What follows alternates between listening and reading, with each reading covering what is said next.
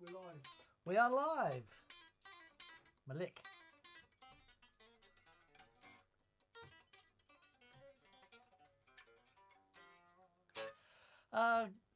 Good evening, good afternoon, good morning, good night. Welcome to That Pedal Show viewers, comments and questions. Dan here. Mick here, hello. We are live. We have some new gear in the studio. Mick is just in ecstatic ecstasy as he plumbs the depths of the new technology, the new audible joy that is the new gear in our studio. I'll pretend to understand what's going on, and then Mick can fill us all in later while he's making all the magic happen. Just to say thanks for joining us. Sorry about last week. We're gonna come up with a solution, but for now the internet seems to be flowing. All the little internet things on those cables is sort of running, and they're making magic happen. So we'll yes, as on the Titanic, we'll keep broadcasting for as long as we can. I think it's going to be quiet out there in land of YouTube. Let us know if it seems quiet to you. That seems bright as well, doesn't it? Good. Hello, everyone. Right. So let's start with the bad news. Yeah, lots of people are saying, it sounds better. It's quiet. Yeah. So we've moved. We've got a new audio interface. We've moved from the Apollo 8Ps to an X16, and who knew the X16 was such a professional piece of gear?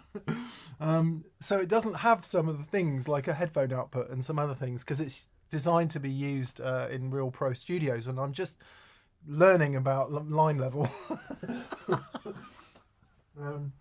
Yeah. Yeah. So does that mean? Oh, Go on. I'd say, does that mean everything's hitting that, but the reason it's low on the output is that the master's turned down low, or how's that work? It means before we had like multiple stages of gain, so the mics hit the pre's, and then you've got a gain level there, and then even on certain line level inputs on interfaces, you've still got an input gain, but there you've got -10 and +4. And that's it. That's it. Okay. Yeah. And we're on -10. Pushing with the well, I'm just going preamps? backwards and forwards, but then of course you have to set your output level accordingly, and I've got no way of monitoring that because there's no headphone output. So we have to tandem an X twin to it to get a headphone out, which is feeding the broadcasting device, because that doesn't have any professional audio inputs on it. So okay. There's no additional anyway, God. Well, all to squeeze those last few drops of tone.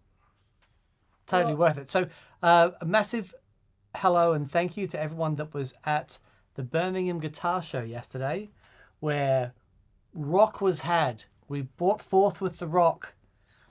It was really fantastic to get out and play live and make some noise and see all you beautiful people. Yeah, thanks for coming, everyone. Yeah, it was everyone really fun. It was really groovy to have some fun with actual humans. Yes. So thank you. That. And thank you, good sir. And thank you, Daniel. Thank you. And thank you to That Pedal Show band. It was it was Doug great. and Paddy. Man. Yeah. They played great yesterday. Doug played great yesterday. I mean, Paddy always played great. Doug's hot and cold, if I'm honest. But no. But I thought Doug played brilliantly yesterday.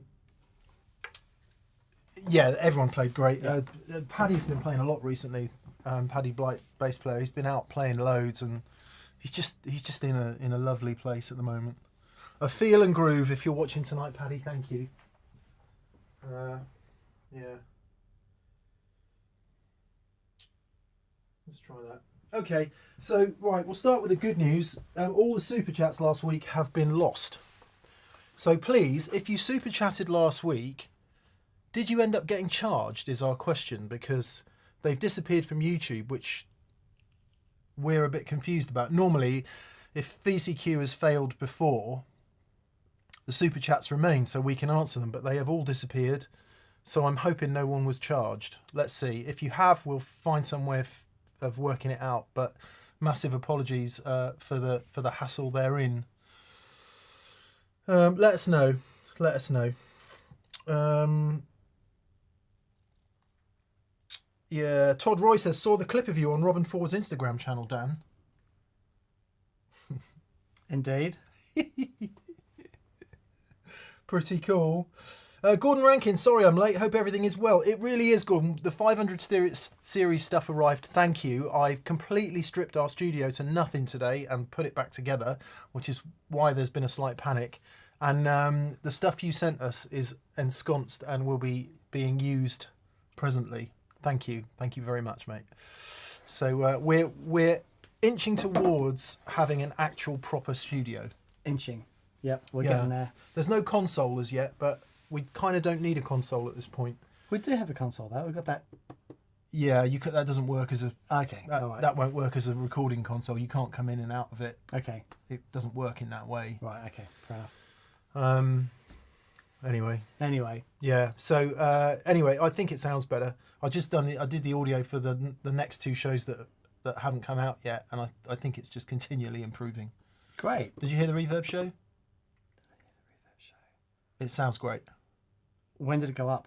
I think I uploaded it on Saturday, maybe. Yeah, I know. I haven't heard it, so Yeah. I'll go back and have a listen to it tonight. Yeah. Awesome. Well, that's great. Yeah. So we inch forwards. Eagle Ray Rob. Hello, Rob. It's great to mate. hear from you. Thank you for your lovely comments about John Smith over the weekend. You said some lovely things about John, and it's very kind. And you also say, life is too short for rubbish tone. Carry on. Oh man, isn't it though?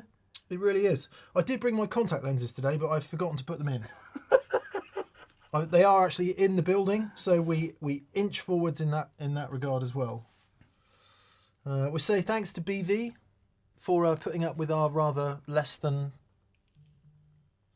optimal Less than optimal. Yes. frequency of publishing. Being as professional as we can be, but man, it's tough when the internet is as it is. Okay, we're a little bit toppy, sibilant, but manageable. A bit toppy. I think I know why that is. Okay. Yeah, because I've forgotten to put the flaming manly thing on it. Okay. Oh heavens. Oh heavens. It's gonna be okay. See, if I try and add something now, it won't work, will it? Oh, okay, right. I don't think. It'll kick us off. Well, we'll see. All right. It might do. It might do. See how we go. Yeah. Yes, thanks to everyone that said. I'm just going to turn everyone down a minute, okay? Yeah, fine. Just do a dance or something. I'm going to do a dance. Hey there, I'm doing a dance, taking a chance on romance. Boy. It's pretty funny. That's pretty funny. It's pretty funny. I could have gone on there, but I didn't because it's a family show. It's a family show. Everyone that is mentioning the Robin Ford, yes, thank you guys. So, yes, quite a moment. The story goes, and Robin had something happened to his pedal board when he was doing a couple of gigs in the UK, in London, and he reached out and asked if I could come and give him a hand with it. And so something broke and we cobbled it together and got him through the next gig. And he asked if I would be interested in building a board for him. So I've done that, and it's been amazing. And Robin is indeed coming down to film with us on the 19th, and it's going to be rather special. So yeah, that's happening. But I've spent a few days with Robin in the studio, and it's just been amazing getting to hang out with him and just getting to be up close to someone who is that sensitive on the instrument, that dynamic, that musical. And it's been a revelation. It's been a revelation. Yeah. So, Robin's coming on the show. We're filming on the 19th. We'll hope to get that out to you soon after. Yeah, it's very, very cool. So thank you for all of your wonderful, encouraging comments. It's been, what can I say? What can I say? A dream getting to work with someone like Robin and getting to understand the way that he hears tone and the way that he approaches the instrument. I've got to say, that PRS of his, up to this point, I totally get the PRS thing. You know, I think Paul is amazing. But up until this point, I've never played a PRS where I've gone, yeah, that'll be me. Now, I'm going to find one of those Robin Ford PRS guitars. Have you seen how much they are? No. Yeah, they're Okay. unobtainium. Oh, no. Okay, fair enough. Yeah. Right. Hopefully that's better, BV. I've added a de-esser, which you can do in real time with UAD processing in Luna. Well done. Oh, that's amazing. So, You'll dig this guitar though, man. It's... I know. Yeah. It's really, really good. Let us know if that's less SE. Cool. Yeah. So as we were saying, thanks to BV for moderating and being in here. So we're just why not just use a loudness meter in your DAW? Yeah, it's interesting, Dustin. If I knew how to do that, I would do it. What's the difference between a VU meter and a loudness meter? But the problem is, you see, it's not the DAW that's outputting. It's not the DAW that's giving the audio to YouTube. It then has to go into another device. Right. So it doesn't matter what the DAW is saying. You then have to output it into a very consumer level piece of shit.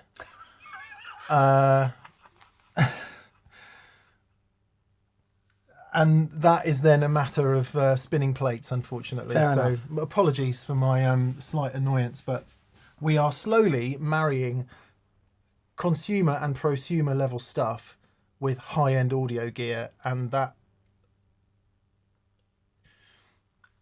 elasticity of compatibility is interesting. And of course you do it live, don't you? Of course. You don't you don't test these Well, things. no, you do it live on the day that you set the gear up. Yeah. That's how you do it. Yeah. Yeah. But it sounds great. Anyway, Michael Keith says, favourite treble booster? My favourite treble booster is made by... There's 3 that I highly recommend, and they're all different. First one is the treble booster from Hello Sailor Effects. Hi, Joe. Saw Joe at the show yesterday. Nice to see you What at a the show, legend. We're loading out. Didn't get a chance to go and see him, say goodbye. But Cheers, we will B. see you soon, mate. But that... It's just has a beautiful thing about it. It's just voiced in just the right way. It's so beautiful. The Dirty Mac from Pig Dog Pedals in London is another. It's a treble booster, but it's got its own thing going as well. It's the only treble booster I've played that sounds great on its own. Turn it up and it's like it's still a treble booster, but reacts like a fuzz. Yeah. And you can, it's just outrageous. Is it the 808 Master or the Yeah, whatever Marcus Reeves one is spectacular. Forgive us, Marcus. Nice to see you and Izzy at the show yesterday as well. Yeah, great. Yeah, whichever Marcus Reeves one is, he sent us. It's that one. It's the Lux Master. The Lux Master.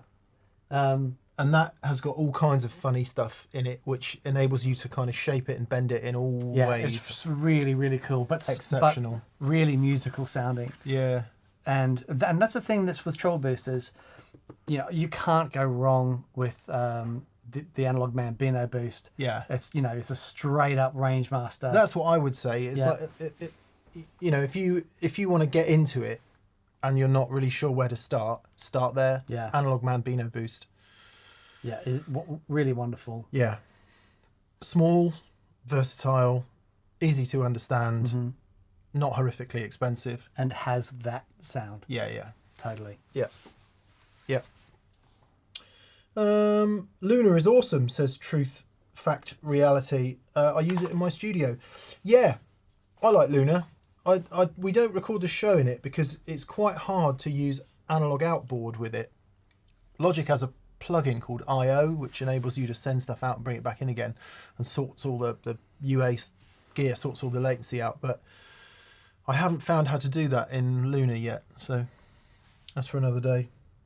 Mad Ferret wants to know, do we use a Blackmagic ATEM? Yes, we do. And it's not actually a piece of shit. It's a really good thing because it makes a lot of decisions for you and you can do all kinds of things in it. But the audio option in it is a mini jack, a stereo mini jack. Yeah, that's weird, right? It's just like, come on, XLRs. It's got to be XLRs. Yeah. And you've got to go a long way up the product line in Blackmagic to get to XLRs. Mm.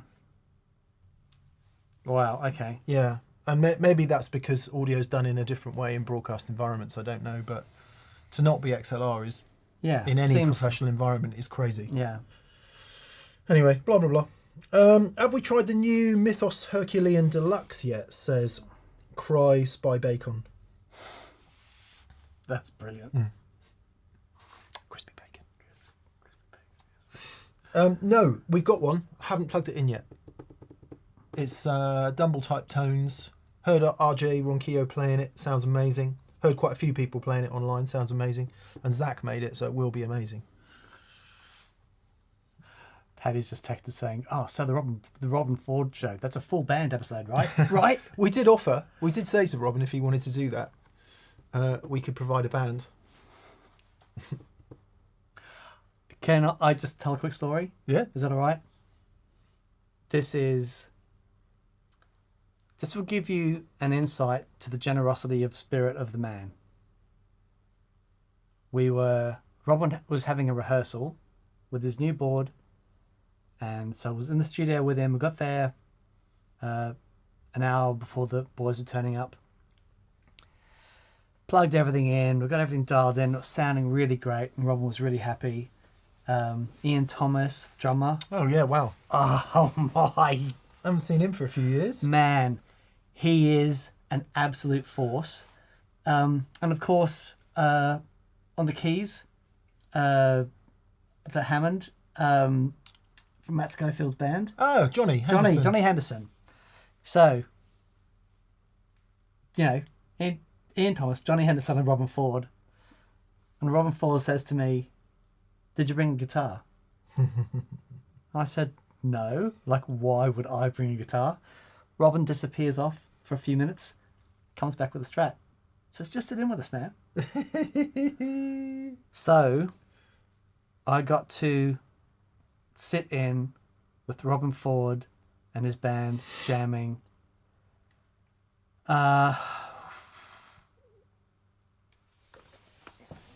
Sorry, I just got to show this because just to prove you that it actually happened. So that was us in the studio. Yeah, and it was something I'll never forget. And then it's all going off, and Rowan goes, "Take a solo." Oh, I hashed out something, but what a moment! What a moment! I will say this: Robin has got the best hearing, or as good as hearing as anyone I've ever worked with. The stuff that he can hear is outrageous. And I said yesterday at the show that you do hear stories of these guys like Eric Johnson and that who can tell whether the fuzz face is facing west or whatever. But and it all seems ridiculous until you hang out with these guys and actually do some A/B testing with them. It's like, oh man, and like bang on every time. It's also awesome. A refreshing reminder of the daftness of the audience can't hear it, so it doesn't matter argument. Just so ridiculous. We get that quite a lot where, we're there going to the nth degree to hear stuff and someone will say, well, the audience can't tell any difference, it doesn't matter. But the thing is, if you then upscale that to somebody like Robin or Eric Johnson or players of that caliber, the fact is, if they're not happy, the show's not good. Or to put it a slightly more positive way, the show is the best when they are happiest. That's a better way to put it. Yeah. When they're comfortable and they are in their element and everything's right. Yeah. And the audience can sure as hell tell the difference between that and somebody who's not completely connected. So it's worth chasing, you know. The art is worth chasing, and it's always worth chasing. Yeah, Always, totally. always, I think. No question. So a little bit of housekeeping then. Guitar show. Thanks to everyone who turned up yesterday. We said that already. Patrons, if you haven't entered the February giveaway, it closes tomorrow, the 5th of March at midnight GMT. So the email will be in your box, or it might be in your spam. In either way, respond to it, click the box, do the answer, and you'll be in it to win it. Can't remember what it was. What was it? It was a quartermaster and a harmonious monk. Harmonious monk. Yeah, nice little package. Yeah. Oh, it says it there, look, in words. And both of those things will be going to one lucky winner. The TPS store, that pedal show store.com, to boldly tone where no tone has Check this toned out. before. Toneverse. Toneverse.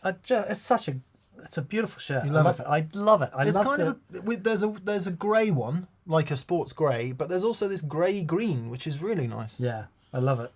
Yeah, so check that out if you fancy a nice new item to wear. Nanu. Yeah, and there's a matching mug. There is a matching mug. There's this brilliant company in the UK called Cut by Beam, and they use lasers, Cut by Beam, to do stuff. And laser beams. Frickin' laser beams. And they make us some really nice some nice tin mugs there, which I say are good for red wine as well as as well as coffee or tea. Good, right? That's that. Again, no one's come in to say if they got charged last week or not for super chats. Please let us know. I would like to know. Greg Millard, Dan, are you planning to sell some of your personal gear? I sold one guitar to a gentleman that came to our last experience day, and I was going through everything, and everything I thought I could sell this. Yeah. But I just didn't want to. Not into it. No. Yeah. There comes a point, doesn't there? Yeah. So I'm okay for the moment. I've managed to raise enough funds to purchase the stunning 62. Check this out.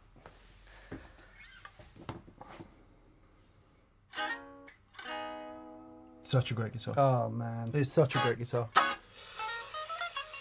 Hi, what official is on? Arv, I guess. Hello, Arv. Nice to see you yesterday. Sorry we didn't get to come and see you. We got there late, and then walking around the show, you get dragged off by everyone all the time, and it's impossible to walk around the show and actually have a meaningful conversation in the nicest possible way. Yeah. So, and then we had to go upstairs and set up the band stuff and that. But nice to see you too as well, Arv. What's the Marshally looking thing behind Dan, says Ed Airfire. It's Jack Griffiths's. We saw Jack as well yesterday at UK Guitar Show. It's a Carlsberg 100 from the 70s, I guess.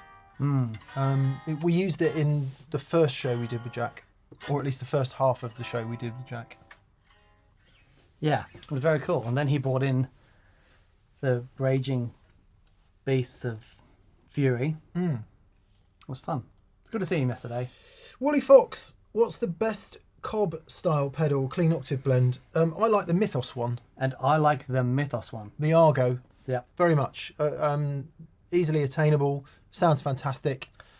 There's someone else that likes the Mythos one. Who would that be then, Dan? That would be Robin. The Dan Drive one is utterly spectacular, but they are like rocking horse doo-doo. The Austin Blender.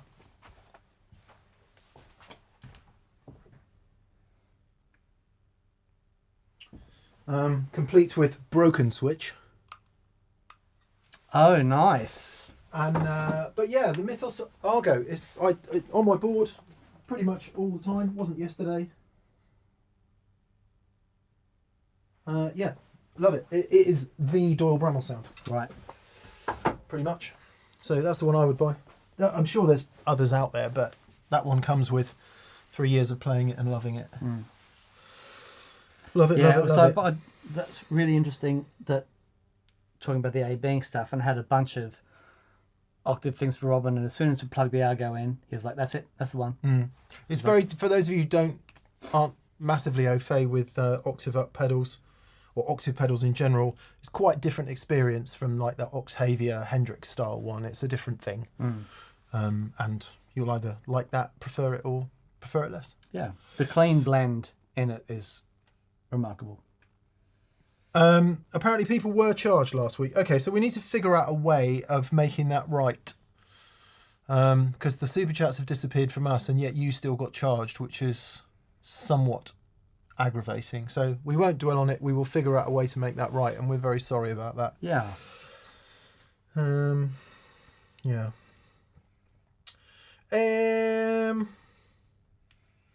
Rudy Galfredi, is there a strobe tuner you guys would recommend? Peterson.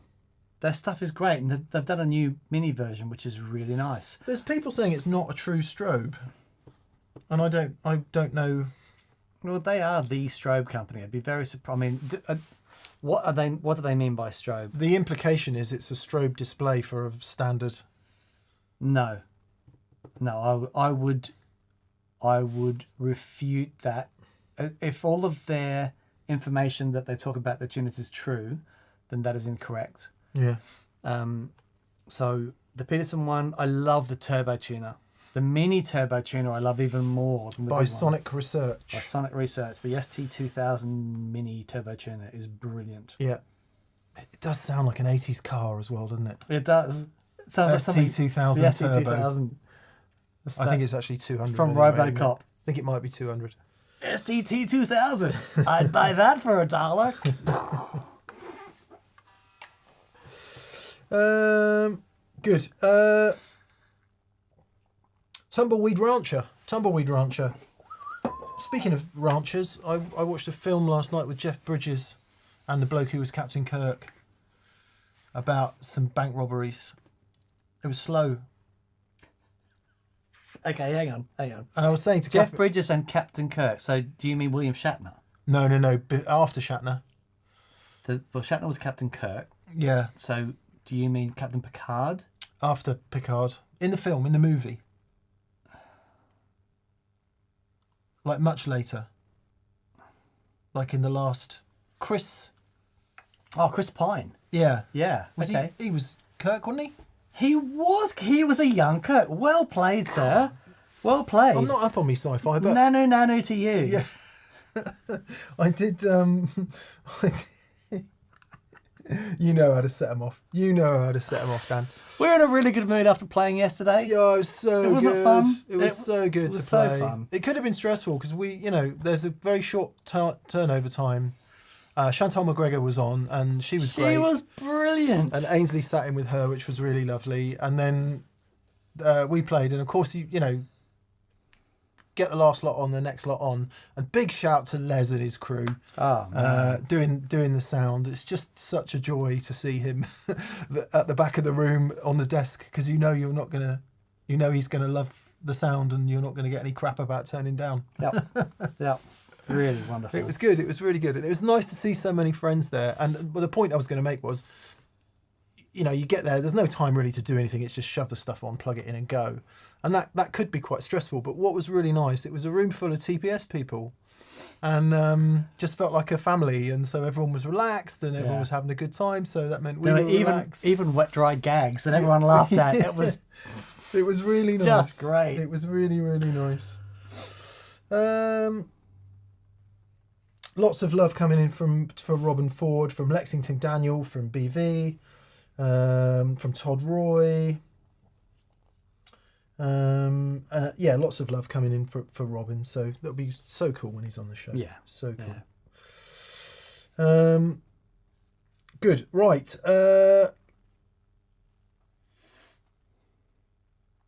Reese Neuenhuis. And sorry, Rents, if we've got that wrong. Rents Neuenhuis. He says, I love my Peterson tuner, but I don't see how it is anything else than a strobe visualization. Real strobe is about the different speed of two spinning discs. This is just animation. Do the discs spin? I can't remember. Okay.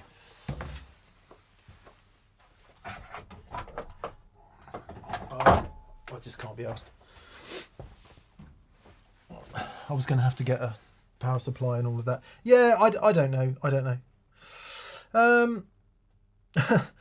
Simon Svoboda wants to know, what isolated power supply would you recommend, Daniel?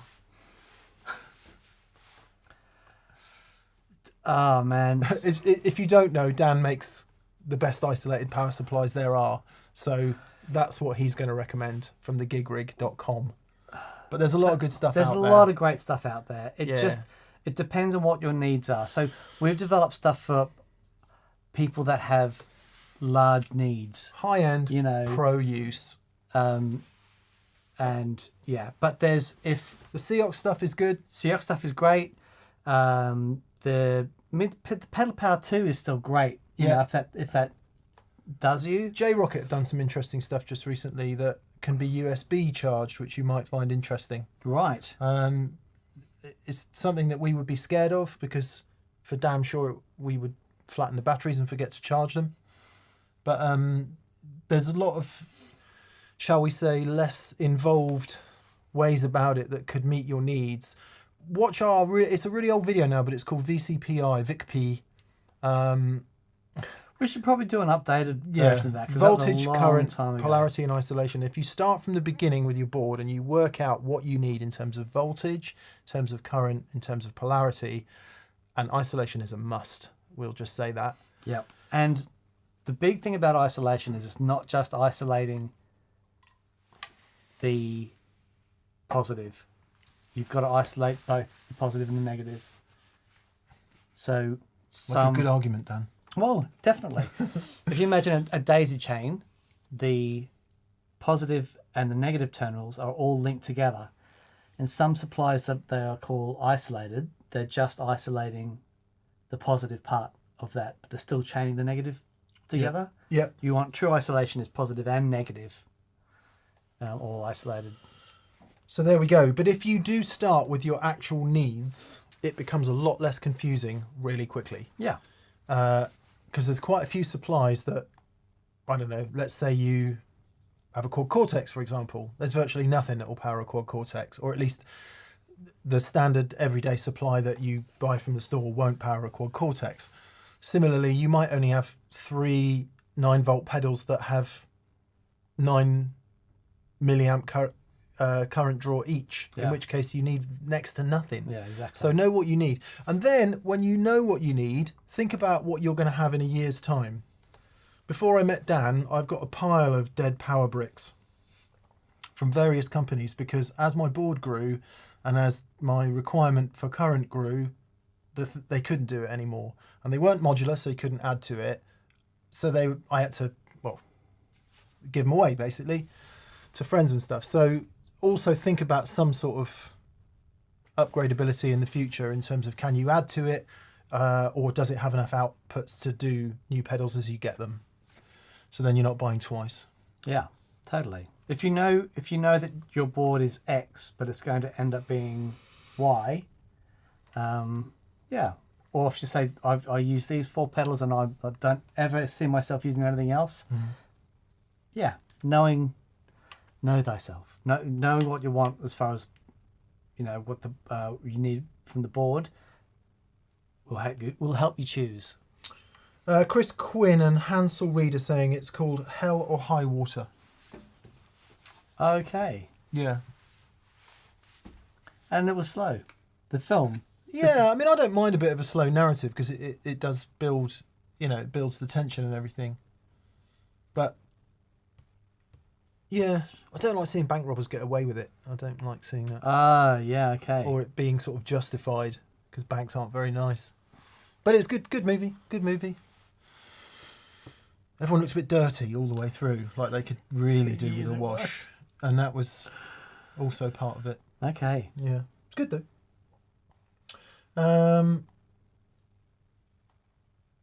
Yeah, lots of people saying, lots of opinion on the Peterson.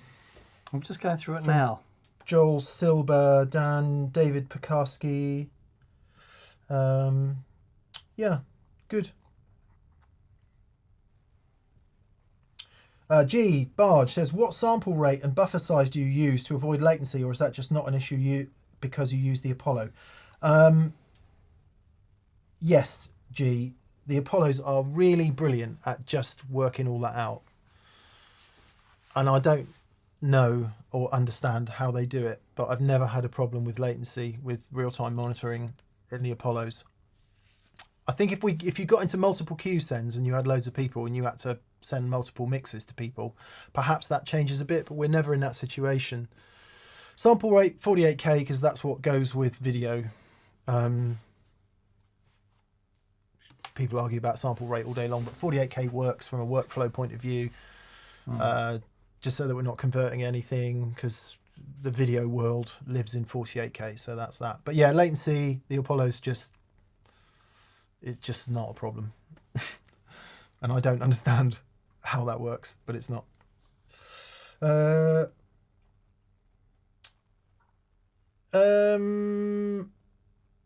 Frankie Holt says, could still be a strobe with an LED and a sensor.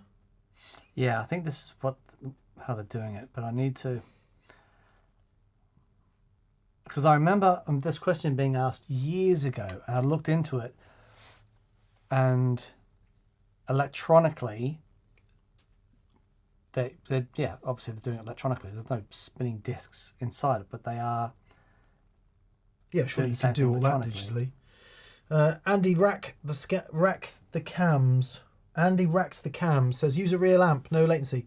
We're not talking about amps, Andy. We're talking about recording devices where some element of AD conversion is necessary. Yeah. Yeah. We, as much as we'd love to, we don't record to tape on that pedal show.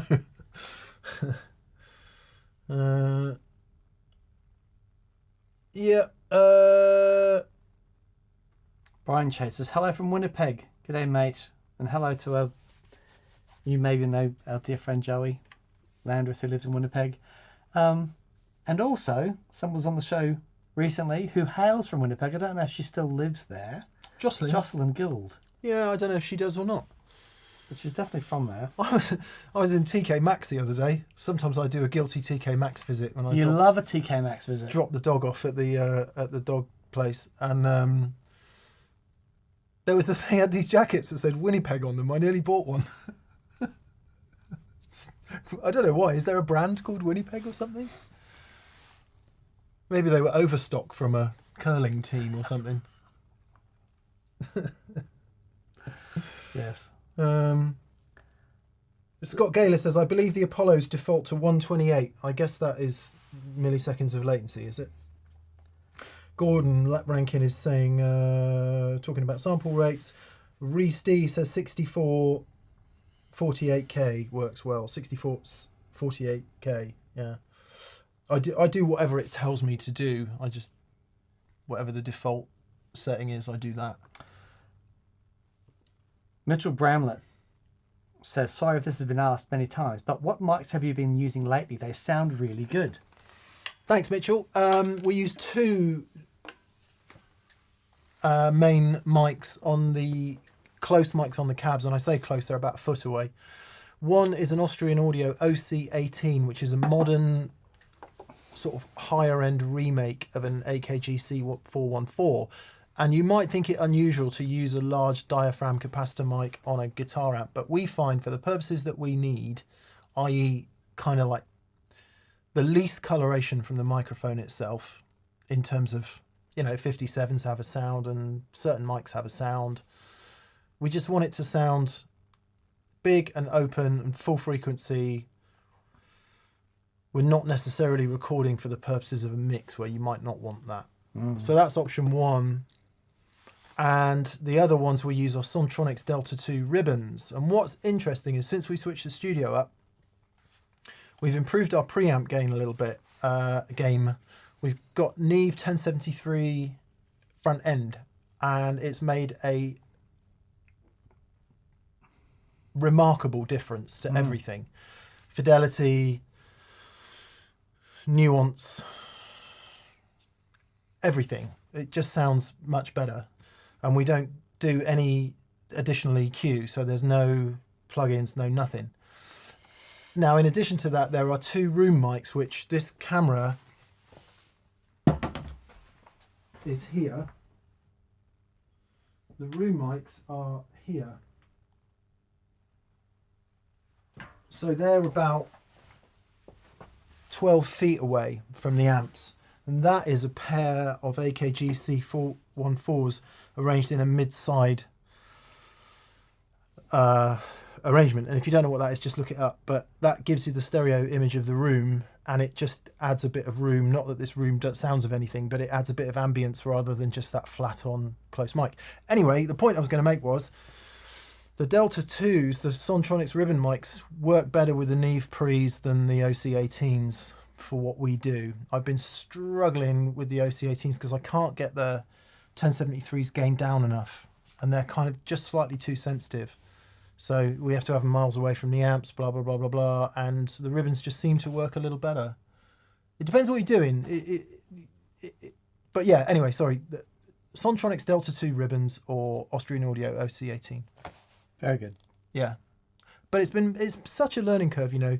You change one thing, a bit like a guitar rig. You got your guitar and amp, and you add a pedal. All of a sudden, it's a new ecosystem. Yeah. And this is your favourite pedal of all time. You change the guitar, and all of a sudden, that pedal doesn't work quite so well with this guitar. It's the same with hi-fi. Like, hi-fi people will tell you this.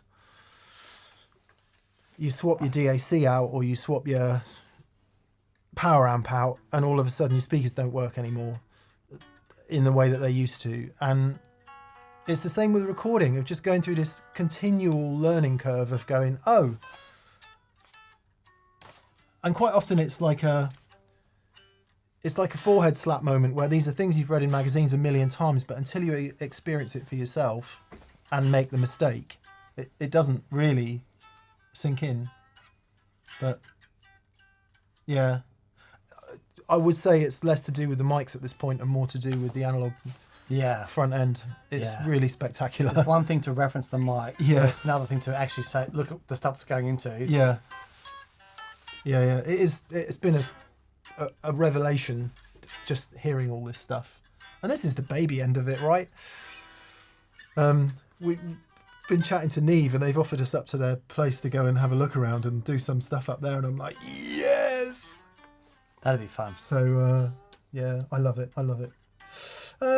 What is the Firebird episode, Dan? Really looking forward to that one, says Poundsy-san. I went and saw Dave Gregory a couple of weeks ago. I took this guitar for him to peruse just to make sure that I needed to get his seal of approval. Before I buy any vintage guitars, I'd take them to Dave and say, what do you think? And Dave gives them a once-over. Yes, we're going to do it. We were going to do it, then the Robin Ford thing happened. So I've been busy with that. Once we film with Robin, we're going to get Dave in and we'll do the Firebird show. He has all the good ones. And yeah, and he knows how to make them work. Happy days. Yeah, that'll be really fun. G in Kiko's home studio says, do the OC18s have a pad? They do, but they sound different when you pad them. That's another little interesting thing I'm going through. So I've got these.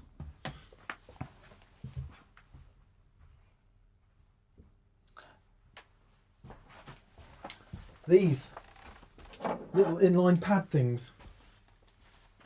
Oh, what? So minus 20 dB. All right. And again, we've used them. They've been used in the last 2 shows. They sound better than padding the mic itself to me, because apparently it does something to the diaphragm of the mic. Oh, interesting. But even weirder, right? They work fantastic on the OC18s. They don't work on some other mics. They create a buzz. I have no idea. I have no idea. I'm going to tap out. Literally no idea. So... yeah, it's interesting, isn't it? Because we think in guitar land that, you know, rigs can get complicated and dynamic, which absolutely they can, but man alive. Yeah. Any of you that are into recording, that is a rabbit hole that personally I find terrifying. I've done a little bit trying to record stuff at home, and I've come a long way, but to get to where we are now in the studio, with the preamps and stuff, and you know, you think, you go back to the shows we had the Zoom, yeah. right, and they sound great, and then you hear the John Smith show, and it's like, wow. So it's certainly in those senses you do get what you pay for. That everything sounds great, and nothing will make up for not knowing knowing how to use something. You've got to have put the time in to understand gain structure and, you know, to get the most out of it. But when you know what you're doing, as Mick really does, what he's able to conjure with the new approach that we've got to the audio is really spectacular. Yeah, I'll qualify that a bit by saying I don't know what I'm doing, but what I'll do is do it, learn, and only start reading stuff when I've got a problem. Okay. So if I've got a problem to solve, I'll solve it, get some advice. Thankfully, we're tapped into a lot of very knowledgeable people, so the answer usually isn't too far away. Right. What I'm not I'm not really into is reading loads of stuff that doesn't relate to the actual thing that we're doing. But yeah, I mean, the proof is in the pudding. Listen to the John Smith show on Friday. I was really pleased with that. But John makes it easy. Consummate performer. Incredible. And great gear makes it easy. So there just wasn't a lot of work to do, to be honest. It was actually getting his vocal was a bit of post-production. Right. But it's all done live. It's all done in the same space with the, you know, the amps in the room and stuff. Yeah. And it's a different thing. But it has so much vibe when you record like that. I put his vocal back through the 1073 into one of the Neve compressors, and then the reverb you hear on that is the Chase Bliss CXM 1978. So I didn't use a plug-in for the reverb. I actually used the CXM 78 for his vocal reverb. Right. I know, it's ridiculous. It's so good. It's so good. Carl Younger. Hi, Carl. He says, I'm collecting a Murphy Lab Gold Top tomorrow. Oh, heavens. First Les Paul I've ever owned. Let's start off light and then, wow. He says, in 15 years of pro playing, my taste is shifting in a major way. Really hope you like it, Carl. I think what Dan and I discovered about changing from predominantly Fender to a larger proportion of Gibsons, is that a fair way to say it? Like Dan and I, up until very recently, 95% Strats and Tellys. And then, you know, the Gibson is the occasional guitar. I've definitely gone 70-30 at least. Yeah. Maybe 60-40 for some gigs. But it does require a different mindset. I took the 345 to the show gig yesterday, played it on one tune and struggled for all of it. Because while I've played it in here a lot and I know what it does in that environment was completely alien. Yeah. There was no treble. It was really middly sounding. And I sounded great. I couldn't get a sound that I was happy with. Okay. And there's absolutely nothing wrong with the guitar. It's just I don't know what it's doing, and it takes a minute just to figure that out. So just to say, if you get the Les Paul and it is something very different for you and you feel a little alien from it, don't fret. Just keep going, find out what it wants to do, and let it be what it is. And that is where the real value of having different style guitars comes in, because then the guitar can be what it is rather than you trying to tell it what to do. Yeah. And I think that's where its voice will really start to happen. Yeah. Yeah, for sure. I mean, I was in two minds about bringing this yesterday, but because we haven't played together for so long, the one song is detuned, so I bought the Lester for that. And I was tempted to bring this for a couple of songs, but because it was going to be a quick change and there's so much going on, I thought I'd just take Red, because I'm at home with that. I don't have to think about what's going on with that guitar. I know it so well, and will free me up to do everything else. So I'm here going, you know, bloody hell, where's G sharp? Yeah. Altered on this thing, because the next down here, you know. A is B, isn't it, on one of those? Yeah, exactly. Yeah. Always 2 frets out. I think that would be closer to the Telly than the Lester, though. Oh yeah. Yeah. Oh, this is the guitar. Yeah. It really is. This is a terrible generalisation, right? What I found with my Gibsons over the years, one thing that's absolutely true, less gain. Yeah. So compared how much gain I'll whack on the Strat, less. Less bass, obviously, but just less in general. And then let the guitar just do what it is. The best sounds I've had out of that 345 are just straight into a deluxe reverb. Right. Just, they are the best. That's the best that guitar has sounded yet. Yeah. And into my crazy rig with loads of pedals and stuff, it's like, it doesn't want that. Okay. So we'll see how that unfolds. Jacques Butler. Hello, Jack. Jack lent us a Royer 121 once. He says, I have to say one of my favourite sounds from you guys was the Mallard and the Super Reverb together. That was many years ago. And he said that was just done into the Zoom. Sometimes it just works. It really does, you know. And I'm not sure I can quite understand how that works, because some of my favourite guitar sounds on YouTube, without any shadow of a doubt, are Tom Bukovac into his iPhone. So there's a magic element in that formula. Tom Bukovac. Yeah, exactly. So there definitely are days, Jack, where I'm putting all this together going, is this a total waste of time? Is it a complete and utter waste of time? But it's not, because I'm interested in it. Yeah, yeah. Well, there's that, but it gives everything the best chance to shine. And it's a level playing field. But then so is an iPhone a level playing field. Except it's not, because everything sounds the same. Everything is compressed.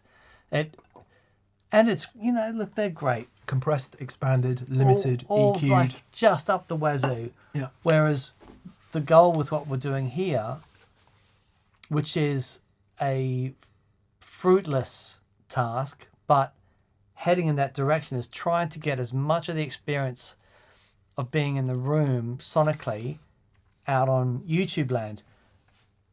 We know it's impossible because just the experience of being in that sound pressure. Yeah. However, the last experience day that we had, there were two guys that said, it sounds like it sounds in the room. Really?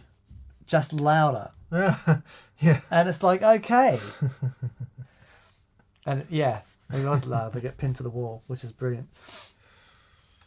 Someone was saying they went and saw Dune 2, and it was the ultimate, like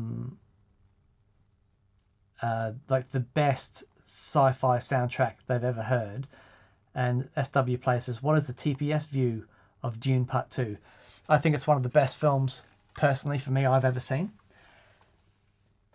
But I will say, I like it loud, right? But I had to put earplugs in the cinema.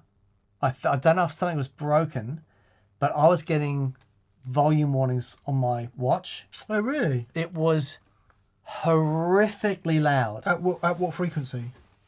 At all of them. All of them, yeah. So just too and loud. then they'd start talking and it'd be like, okay. Oh, that's so and then the annoying. spaceship lands. It's like, don't do that. That is so annoying. We get it all the time at home. I have quite a simple AV system at home for watching TV, and the difference in Foley and dialogue is just insane. Yeah, yeah. But saying that, with the with the earplugs in and just relaxing and getting into, I mean, it is the most astonishing soundtrack. Oh man, yeah, it's absolutely worth watching just for the soundtrack. Is it a sequel? Alone. It's a sequel. Yeah. It's and it's a 3-parter. And I've loved the book. I thought the first films were good. Taylor. So there's Dune, Dune 2 and Dune 3? There will be a Dune 3. Oh, not yet. Not yet.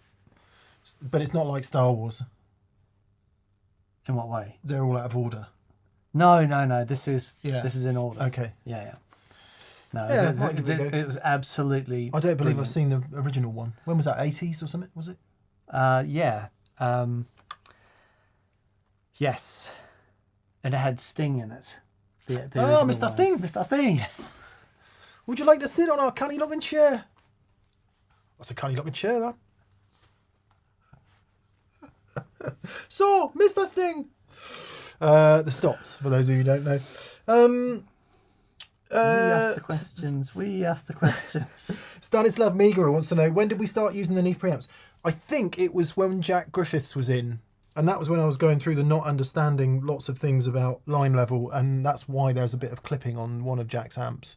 That was for talking about the OC18s earlier, that's when I realised we had a problem with the OC18s, that they were not good close going into the Neves and padding them and blah, blah, blah, and blah, blah, blah, and blah, blah, blah. Now, bear in mind, we've been doing exactly that with our previous preamps.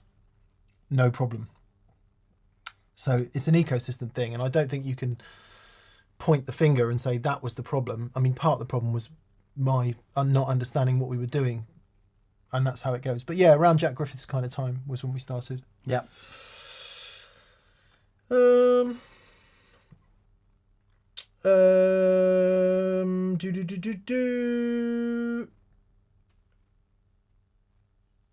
Right. Chris Turner says, I'm cutting out early tonight to take my son to his first bass lesson. Fingers crossed he likes it. Enjoy, Chris. That's lovely, mate. Hope your son enjoys it. Show him loads of videos of James Jameson and Jaco Pastorius and Pino Palladino. Who could resist? Who could resist? 1984 Dune is a cocaine-fueled nightmare, says Frankie Holt. Yeah, it is disjointed. If you know the book, it is a bit disjointed, but they get some of the ideas across. Gareth's on. Hello, Gareth. He says, late entry tonight. Hope you lot are good. Gear is in the studio. Come check it out. Gareth's built a mega studio in his back garden. And Gareth, forgive me if I'm wrong, but I think he's built it to like Dolby Atmos spec or something. Blank and ack. So I must bring your stuff back to you, Gareth. We've things have moved on a little bit here as well. There's one missing piece of the puzzle, which is a Neve 8816. So if anyone's got one for sale, let me know. Yeah. Can't afford a new one. It's a summing mixer, Dan. Right.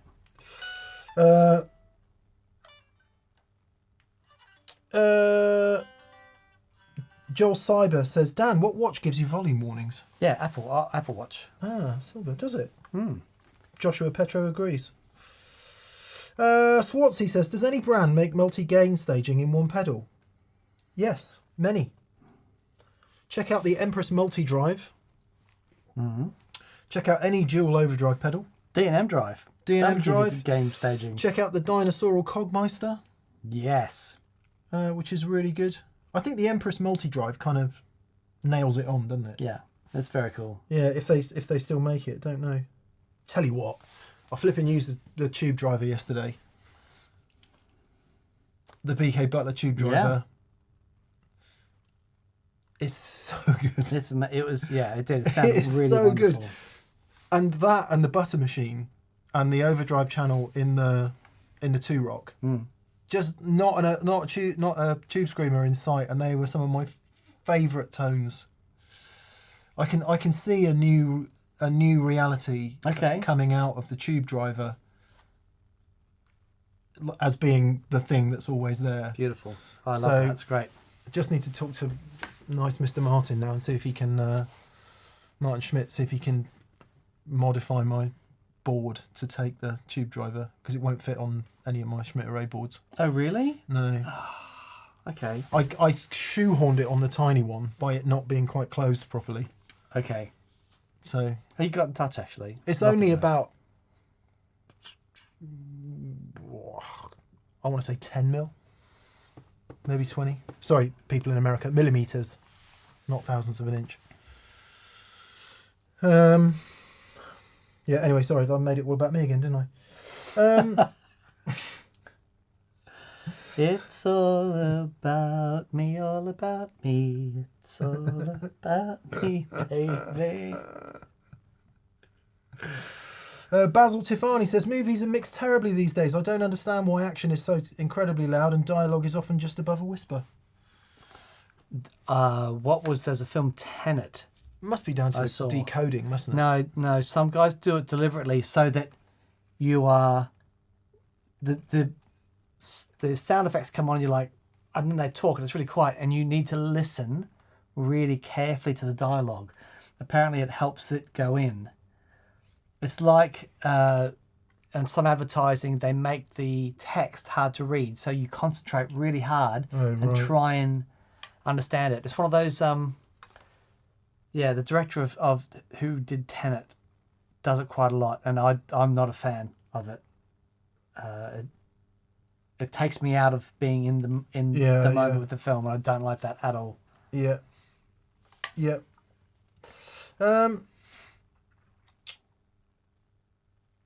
Right, Tim the commenter.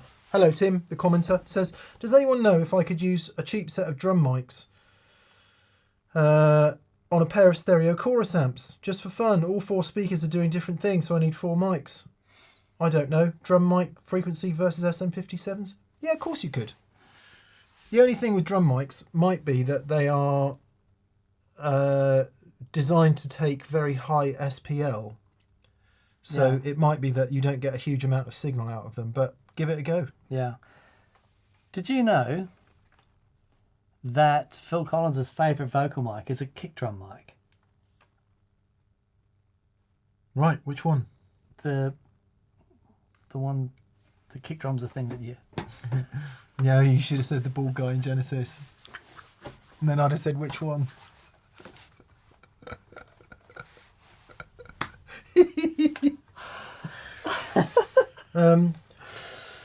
Yeah, very good. Yeah, man. Yeah, just try it. As with all of these things, just try it. Just try it. It'll be fine. It'll be fine. I think we I appreciate this is coming from me, but we can spend too long worrying about all this stuff when actually just, run what you brung.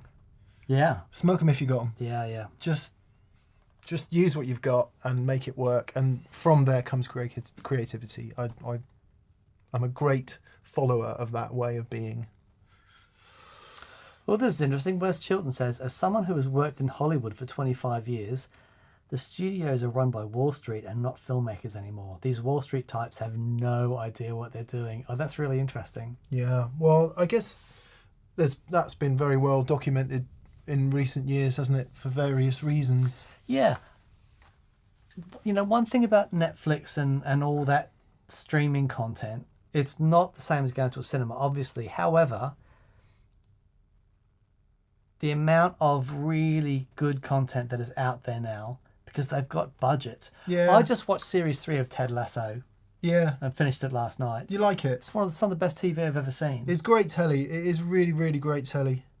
The first 2 series were they're all right, but the third series is like... I thought the first series was magic. The second series was like we're essentially treading water here. And the third series was excellent. I thought it was Have you watched Welcome to Wrexham? No. I don't know if I can. Why not? It's some of the best telly I've ever seen. Right. But, I mean... Absolute superb telly. Right. Okay. And the reason I mention it is because we were watching the 2 concurrently. Oh, really? Are they similar? And it's a real life story about a football club. Right. So... Have they done well? Wrexham? Yeah. Yeah. That's brilliant. It's an amazing story. I don't know where we are now, but it's an absolutely spectacularly good piece of television. Wow. Okay. So there are those things that are coming out now that it's no longer this is just it's no longer throwaway telly content as it's been forever. They've got really great writing. Have you seen Happy Valley? Yeah. Oh, that is some of the best, probably the best British.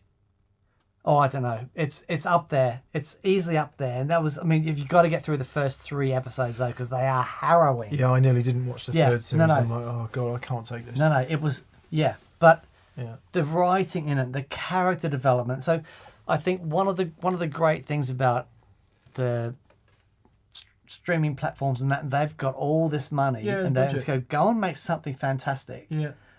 The cinemas, and I love going to the cinema, but they've got who was saying yesterday that some film was 50 million to make. So there's but they need to put 25 million into the budget to advertise it, and then another 25 million something. So they've got to do 100 million to just cover costs, and it's so hard now. Yeah. The decisions cinemas have to make, the stuff that goes in the cinema. It's it's a real challenge. But there's a direct analogy there, a direct comparison to our little YouTube show. Yeah. What would we do if we wanted most views? Get our gear off? I don't know. Cheap gear, digital modelling, Yeah. Okay. young and trendy presenters, Okay. girl with not much clothes on. I'm sorry to say that out loud, but it is absolutely true. I'll do what I got to do for the quality. It's absolutely true, but because we don't have millions of pounds riding on it, we can be slightly middle-aged, use totally inaccessible gear, play blues dad music, and Oh yeah. but it's but that if you multiply that up, that's what you have to do if you're making media for the masses, isn't it? You have to make it for the masses. So none of us should be surprised by that. Yeah. Well, the beautiful thing is that you don't, in the land of YouTube, we're not a tiny channel, but we're not a massive No. ticking every box, appealing to every person out there. But we can do what we do. Yeah, and it'd be sustainable. And exactly. Yeah, but the minute if you added 2 staff and some other stuff, it wouldn't be sustainable. Yeah. So for sure. So on that edge. yeah, and that's what you get into when you've got production crews and all of that. I mean, I look at shots from even just TV going, man, that cost them 10 grand. Just those 2 seconds cost them 10 grand. Yeah. And it's so totally outside of our comprehension, that level of production. But hey ho. PD says, I've heard it said by the circuit nerds that the BK Butler tube driver isn't actually using the tube in a meaningful way, that it's just an op-amp doing the work. That's not true, but you're right that it's not a fully tube pedal and it's not running at high voltage either. Yeah. So it's not like a full-on high voltage tube preamp. It's not that, but it definitely is doing something. Yeah, the tube is in the circuit Yeah. doing stuff, but it's, yeah. Yeah. I think BK Butler's talked about that quite a bit over the years. Mm. But I don't really care. I'm not addicted to it being a tube pedal. That's not why I use it. I use it because it just sounds unique and yeah, it just does a thing. Yeah. It does a thing. Right, we have got some questions coming through. BV, thank you very much for asking them to put question marks so we can see them quickly.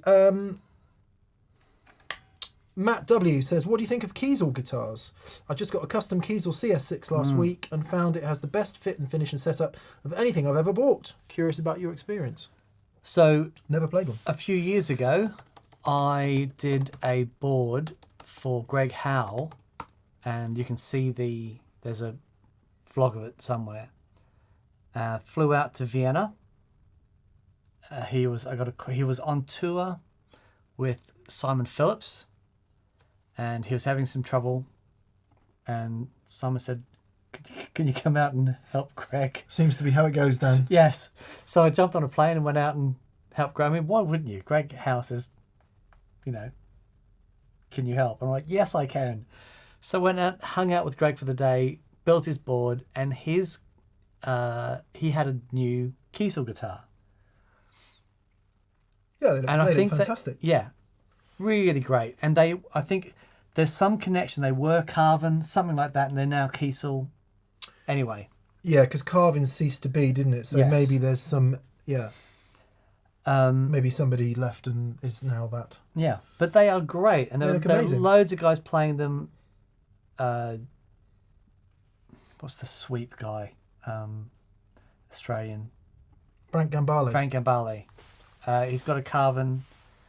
Loads of really great players using them. But I was super impressed Yeah. with, and you can go and see Greg Howe on video just playing it. They're amazing. Yeah, well, I hope you like it, Matt. Hope it's your thing and it inspires you to play nice things. Elliot Green. Hey Elliot, nice to hear from you, buddy. He says, I recently got a 64 reissue 335. I really love it. It has nylon bridge saddles. What are your opinions on these versus metal saddles on 335s? So I was dubious, shall we say, when I first saw the nylon thing, but they are part of that sound. They are. I think Therefore, you am they're slightly more compressed, okay. I think, is what I hear. Right. Ever so slightly more compression on the note. Would you replace them? No. Yeah. Part of the sound. Yeah. My Junior has got a nylon nut, and it's part of that guitar's sound. Absolutely. Yeah. If you like it, one of the biggest regrets I've got is thinking that I could the neck pickup on Red when I first got it in 2002, 2002. I had a beer one night and thought, I'm going to take the cover off just to see how it sounds, because it was the most spectacular sounding neck pickup. And took the cover off, of course, broke the wire, busted the pickup. And that was that. And that was that. I had it rewound, but never sounded the same. Then I got the other Don Mayer pickup. Oh, I can never forget it. Never remember it. But yeah, if it sounds great, this absolute not obsession, but this compulsion that we have to mess with everything. I've got to a point with guitars. It's like I'm gonna do the bare minimum to them just to get them to sound great. Like when I bought this, the guy said, Rob, there was a set of pickups. Said, I hear these pickups are really good. Do you want to try it with them? I was like, no. I plugged this in. It sounds amazing. Yeah. I'm trying to, if there's something wrong, I'm going to get in there, going to sort it out. But Red, I'm just not going to touch a screw on it anymore. It's like it's done. That guitar is done. Stephen Sanders, barefaced cabs, love, hate, indifferent. Appreciate all you guys do. Well, definitely don't hate. The bass, we've got the 212 bass cab here that gets used for all TPS bass stuff, and it sounds spectacular. The guitar cabs sound good. Joey uses them in his dry wet rig. I think they're application specific, aren't they? I haven't listened to him enough to really. Okay. I have a. Is it Alex at Barefaced Cabs? I don't know. Will hate me for saying this. I kind of got a thing where there's a few cabs that I really like. Right. Like those two cabs that Zilla made for me, Paul's made for me, the 112s with the WGS 12Ls in. Yeah, that's really special. They sound amazing. Yeah. Little Dumble cabs, heavy as hell. Yeah, I got a couple of single 1x12 Bob Burt cabs that I love as well. They're great. My 112 2 Rock cab sounds epic. Spectacular. Epic. 412 Marshall with greenbacks sounds spectacular. That Zilla 212 sounds spectacular. Yep. The 212 HK cab with the greenbacks, sounds spectacular. Yeah, really does. And they become, as Dan just said, application specific. So you use them for a certain thing. The question I've never had is, I want something smaller and lighter. Yeah. And more convenient. I've never ever asked that question about guitar gear. And it would be the right thing to do to actually put them down and listen to them and go, I'm sorry if it's not Alex, but the claim about the cabs, let's just listen to them and make a decision, because I'm wedded to my old heavy boxes. Yeah. In a big way. And then, of course, that's even before you consider what speakers in them. So the two that we've got here have both got speakers in that I wouldn't choose. So I'm not really minded to get into them. But loads of people rave about them, loads of people love them, and that is the case for all guitar gear. You've just got to try it, and you've got to decide if it works for you. Mm-hmm. But yeah, I mean, 2 flights of stairs yesterday, 3 big 2-rock boxes, Paddy's 6x10. I'm never going to stop doing it. No, me either. No. And if it was a rock band, it would be a 412. Yeah, totally. I didn't get to the top of that going, oh, I need something lighter. No. Yeah. No. Because then you get on stage and it's like, first chord, it's like, here we go. Yeah, it's all here. Yeah. Any recommendations on books for learning guitar, says the Holgatron. I would say, Holgatron, give the books a bit of a bypass, a true bypass, and go straight to somewhere like TrueFire. Yeah. Or the course that I'm part of the way through doing at the moment by brettpapper.com. It's just, honestly, if you've got some dude or dudette or otherwise sat in front of you showing you stuff and you can hear what it's supposed to sound like, surely that's got to be better than just reading it off the page. Now, where that might change is once you know how it should sound. If you need a little more information and more theory and to get into it, at that point a book might be a better frame of reference. But in the meantime, I would totally go video, because you can see, you can hear. The vast majority of the time have downloadable materials, so you get all the tab if you want that, and you will get notation as well if you want that. Sure. Certainly from TrueFire and certainly from brettpapper.com. Yeah. Yeah, and would recommend truefire.com very highly indeed. Yeah, totally. Yeah. Hobo Roadie says, I like big boxes, I cannot lie. Yeah, me too. Me too. It's a glorious noise. Even 2 112s. It's like, wow, that sounds pretty good. I've actually reached out to Phil at Mattress today about getting a 1x12. Oh, cool. Because I love Dave Gregory's 1x12. Yeah. But I'd love to hear the mattress, my mattress with a 1x12. With a 112, yeah. The Burt cabs are awesome 112 cabs. I just don't know speaker wise, like the stuff that when we were looking for speakers for the matchless head, and tried a bunch of stuff and ended up going, well, let's just go to matchless 2x12, and so as soon as I plugged it in, it's like boom, made for it. Yeah, literally. Yeah. Gaz Podmore, nice to see you yesterday, Gaz. Gaz says, great to see you guys yesterday. It's time to dip my toe into wet dry. I currently have a Blues Junior for my second amp. Do I have to match up with a combo and wattage, or can I go head cab and higher and lower wattage? You can do anything you like. The only rule is that 1 amp cannot be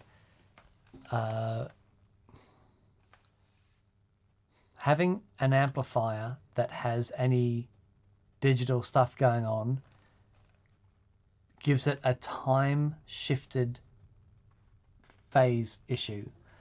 So, name your digital amplifier, you put that in line with a normal, valve amp or what have you, you're going to get a phase shift that you can't correct for.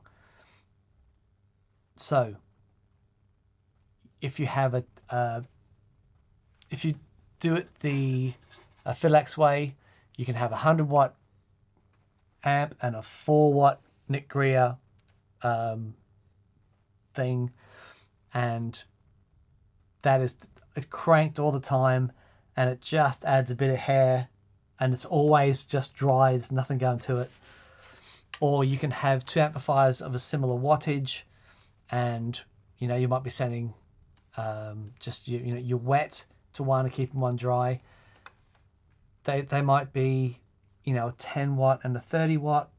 Like yesterday, I was using a 20. I had a J20 on one side and my matchless on the other side. Matchless is doing the majority of the heavy lifting as far as the wet is concerned, but the J20 was still getting stuff, and it sounded absolutely glorious. It doesn't really matter.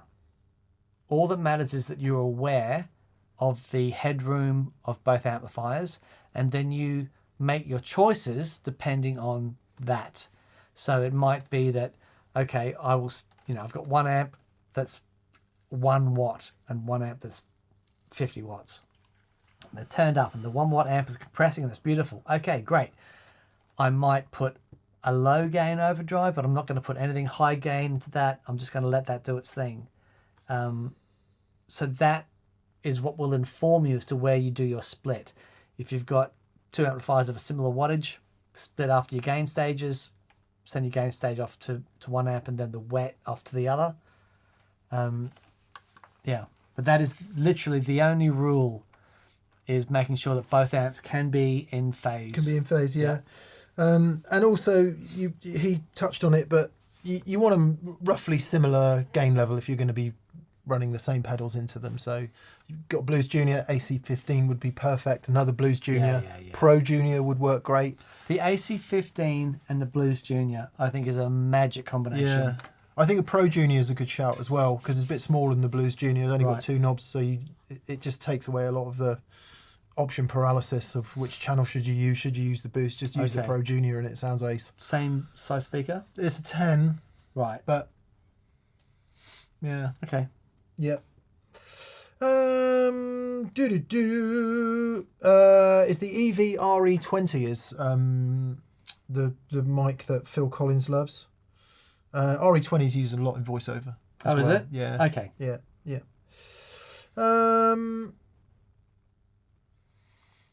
Jacob Backer wants to know, I've been debating getting a Blackstar St James EL34. Seeing as you guys have had Sean with his Rev on the show, how do you feel about that concept of amp? I guess that's with some solid state, is it? Blackstar St James EL34. Is that what that is? No idea. Ultra lightweight 50 watt combo. Oh, come on, give me some spec. Give me some spec. Where's the spec? Where's the spec? Must be. Surely I don't have to look at the manual. Well, Mick is trawling through that. There's a question here. It says, Guitarholic says, Dan, you mentioned you had an X amp owned by Gilmore. Which amp are you referring to? So the J20 I was using yesterday, Jesse Hoff from Lazy J, legend, superstar. So the J20 that I was using, Gilmore had the J20 and loved it, but he's got at least another one and wanted the J10, so he traded his J20 in for a J10, which is the 10 watt version, and I used Gilmore's old J20, which is really cool. And then opened the show with Shine On, which was great. Yeah. I'm struggling to understand what you mean by that style of amp, Jacob. Sorry, it just looks like a tube amp.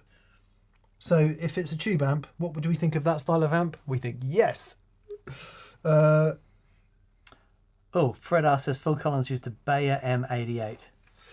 Okay. Well, she might have used a bunch of things. Yeah. Actually, I want to get some M180s. Is it M180s? The ribbons? Really good. Right.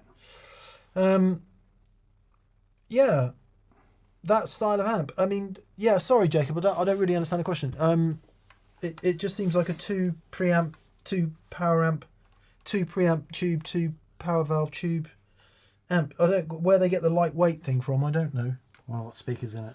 What if they've got a It could be a Neo. Neo? Yeah, I might be misunderstanding something there, Jacob. So apologies. Come on, this next question. Brian S says 10-inch speakers have no reason to live. Skinny George. Hi, Skinny George. Are you actually skinny, or is that like when Like a small calling- person is called Big John? Yeah, that slim. kind of thing. Yeah. Anyway, Skinny George. He knows all the chords. Have you messed with the LA2A pedal from UA? We have.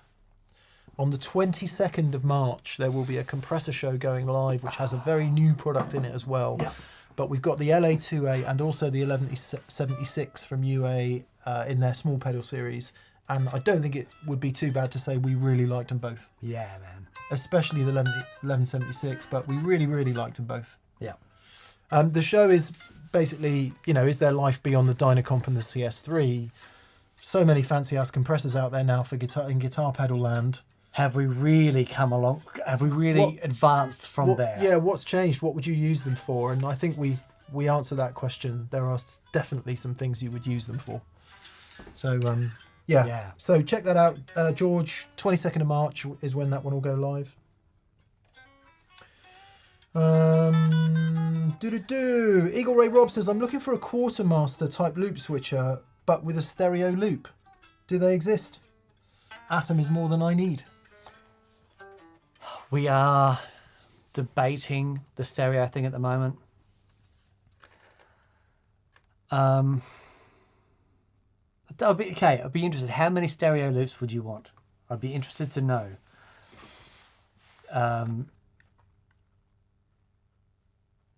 Yeah, it's tricky because as soon as you do the two stereo thing, you are,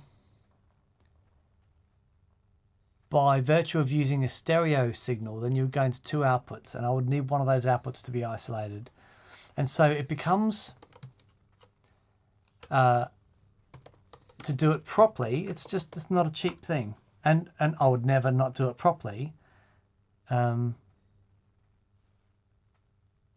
then it's just those, we did it years ago, actually. We had a modular quartermaster. When we first did the quartermaster, I thought it'd be, okay, we designed all these different modules that you could have a tap tempo module, and you could have a stereo module, and you could have a phase flip module, and you design your own quartermaster, and we'd put these modules in and away you go. But it costs so much to not just make them, but support them, because they're really complicated. And it wasn't worth it. So yeah, it's tricky. It is very tricky. But I think the stereo thing is up. The other thing you could do, Rob, is if you've only got one stereo pedal, as long as it doesn't need stereo in, just put it on the end after the quartermaster. Yeah. Exactly. And that might solve the issue. So you go out the quartermaster, into the stereo pedal, and then left, right, out. Because then the next question you'd have about the quartermaster is, okay, then how is it going to deal with isolation? Then you'd need two outputs. And that is really what Atom is for. Yeah. I've been telling Dan he should have a product between Atom and quartermaster for a long time, and he's like, was his official response. Can you see him withering? Yeah, okay. What would that even look like? I don't know.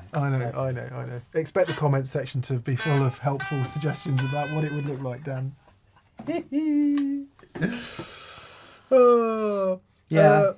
John Laurie Beaumont says, the first thing I did when I got my 59 VOS 335 was change the nylon nuts to a bone one. Mm. And Ron Dark says, my 62 330 has nylon saddles. I tried metal ones and put the original ones back. Yeah. Part of the sound.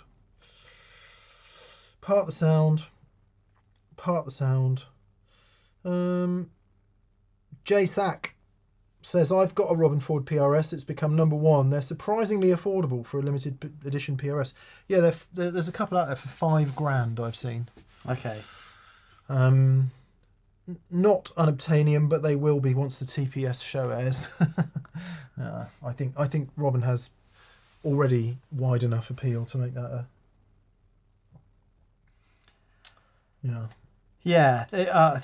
it's a really wonderful sounding guitar.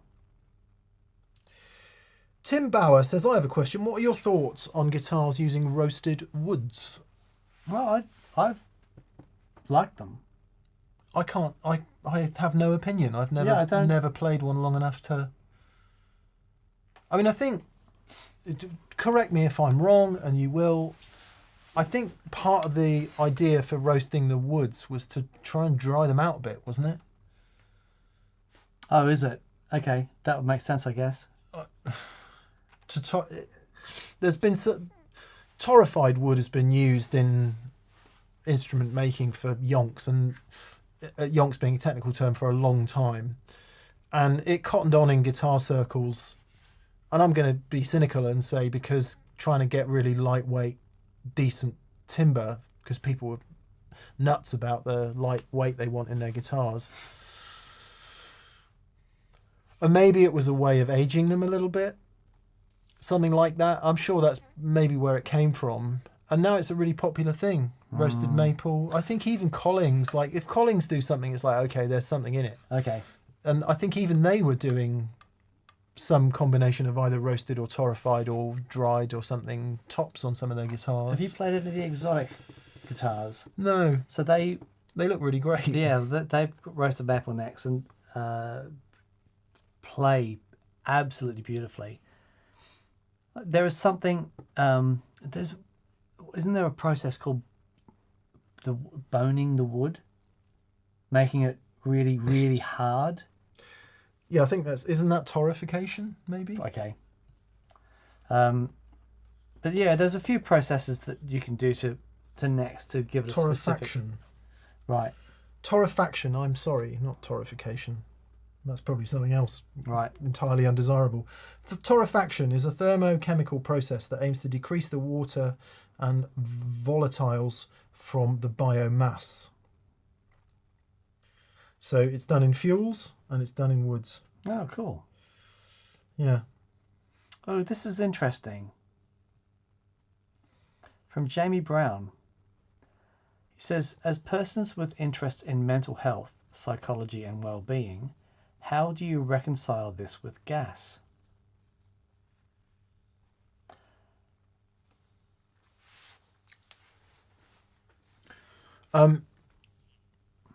From what perspective? So let's talk about Eckhart Tolle very, very briefly, and I will try and do this briefly. Gas, okay, what gas is? Gear acquisition syndrome, for those of you who don't know that acronym.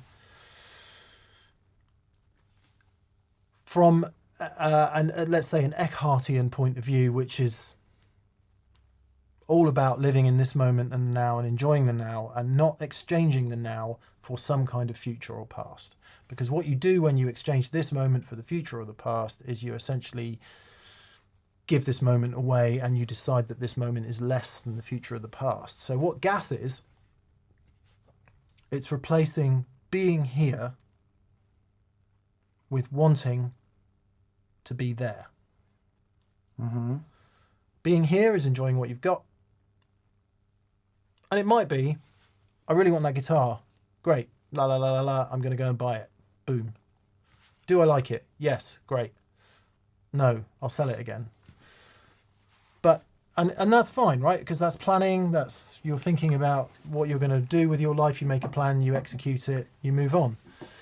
But if you spend your life constantly, and we're all guilty of this, by the way, and actually maybe not guilty is not the right word. We all do this. Spend your life thinking, what if, yeah. what if, and that's what gas is, it's what if, is you lose this current moment and you lose the conscious presence of this current moment, which is the enjoyment you can be having in this moment. So that's what gas is. And in terms of a mental health journey, part of the mental health issues that Dan and I have is spending too much psychological time, too much time not being here, too much time wanting to be there. So if you find yourself wanting to be there, the advice is stop doing that and be here. So that's what I think gas is from a mental health point of view. Yeah. And being able to recognize it and just look at it. Yeah. Don't judge it. Is what it is. Don't get me wrong. There's stuff that I would like to acquire, and I try and do it in a way that doesn't cause stress. I mean, this, if an opportunity comes up and there's something like, when the opportunity came up to get this guitar, I really would like this guitar.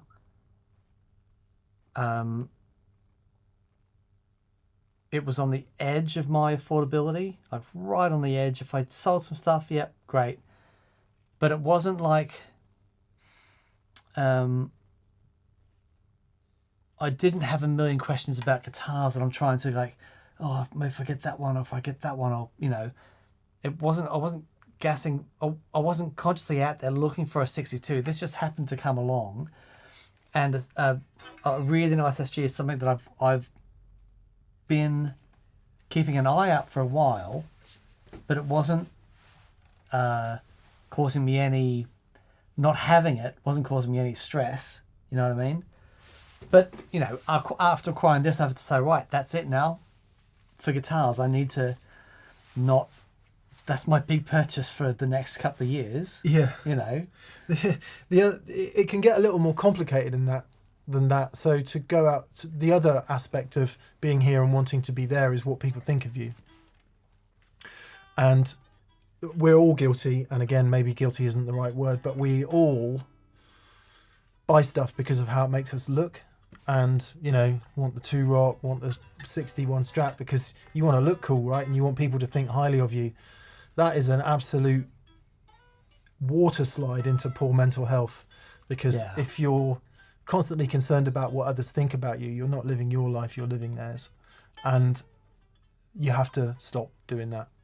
You've got to stop worrying about what other people think about you and just try and be in this moment. So you can only think about what other people think about you as if you're not living this moment right now. So that's the other side of gas, is doing it so you look cool.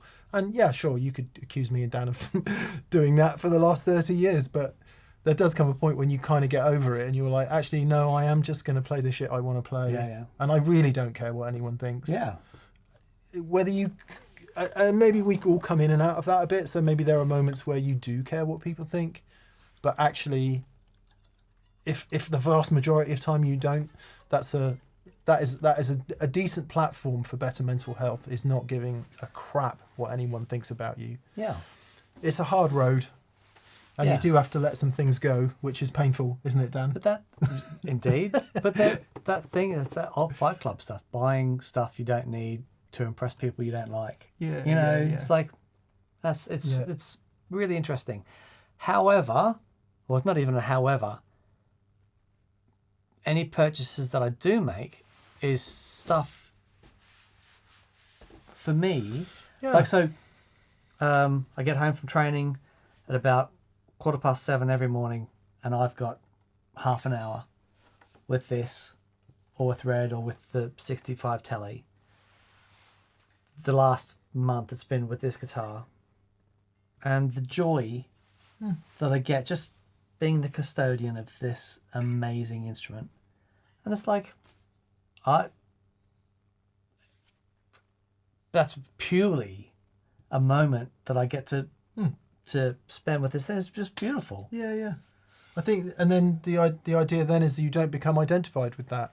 But then I see myself on the monitor holding it going, oh man, that looks awesome. Yeah, I don't think we'll ever get away from that. Not least because probably most of us picked up the electric guitar in the first place because we saw somebody on TV doing exactly that, didn't we? Yeah, just looks so cool. Yeah. Quite a lot of people are coming in on the roasted maple discussion. So Andy Mapplethorpe is saying he has roasted flame maple neck on his Patrick James Eggle Oz. Best neck I've ever had. Neck stability is a reason to roast, and a few people are saying that. BV is saying that. John O'Neill says he's got a roasted maple neck, really loves it. Matt Swanton says the roasted maple neck can be significantly more stable than non-roasted maple necks. Oh, interesting. Especially when going through changing climates. Braden Booler says the same thing, stabilise the wood and lock in moisture. What, so they put it in an oven and roast it? Maybe. Okay. Probably. With some yams. Yeah.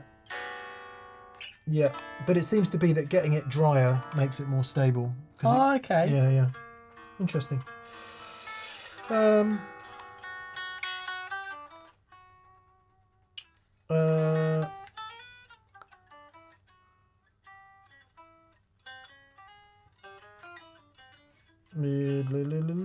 Yeah, come on, there's more questions.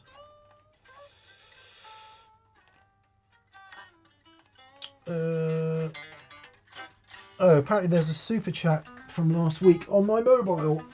Thank you, BVE. Yeah, thank you, BV. You legend, superstar, you.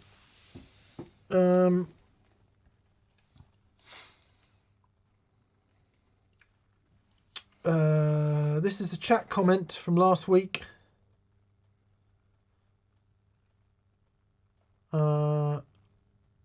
Sorry, I don't know who it's from. In any case, anyway, it was to thank us for the experience day and say that my Walrus R1 and Bell Epoch have gone and have been replaced by the Evermore and the Starlight. Who had the R1 then? Because I remember you going through that, chasing down a phase problem. Yeah. So the Bell Epoch flips phase and the Walrus Mako reverb has no analog drive-through. So if you're using it in a wet-dry situation, you can't do that. So anyway, thank you for that. We've got Barry from Exactone on in Nashville. G'day, mate. Hope if you don't know who Exactone are, they do beautiful board builds. Barry's a proper audio electronics engineer and does some really awesome pedals. Really great stuff. When we had Sean Tubbs on, it was Barry that did the board build, did Sean's rig. Yeah. It's really beautiful. Yeah. And Barry's saying Fender did a bunch of research with Purdue University. Roasting has a similar effect to multiple years of seasonal changes. Dry, wet, dry, wet, wet, dry. Very interesting. Yeah. I get it sort of stands to reason, doesn't it? In a way. Because it is said that the woods dry out over time. I don't know if that's true or not. I don't know if that's true. Anyway, so C4SL4B4R4K. Sounds like a UK postcode. Kazlabarak, if you replace the 4s for A's. Kazlabarak. He says, what special features would you like to have on the perfect guitar of your dreams? Or what features from different guitars would you like to have on the same unit? Here are all the features I would require on a guitar. I'd like 22 frets, double cutaway, a blocked off sideways vibrola. That's 61, right? They did it in 1954, and then they made it slightly better for me in 59 by putting this rosewood fingerboard on it. That's it. That'll do. Honestly, genuinely, from the bottom of my heart, if that's all I had until the end of time, I'd be a happy boy. Yeah. No, they had to put a sticker on it at the guitar show yesterday. What? I witnessed someone do that to a burst once. Put a sticker on it? In a guitar shop. Why? So that it wasn't stolen. Oh, okay, all right. Yeah, I watched somebody go into a guitar shop with a sticker on the back of a burst headstock. It was actual burst. He's like, "Can you remove this for me? I'm a bit worried about it." And after the person walked out, they went, "Yeah, sure." Scratched it off. Look at that. Still in tune. A really sweaty gig. Yeah. Gig bag all the way home.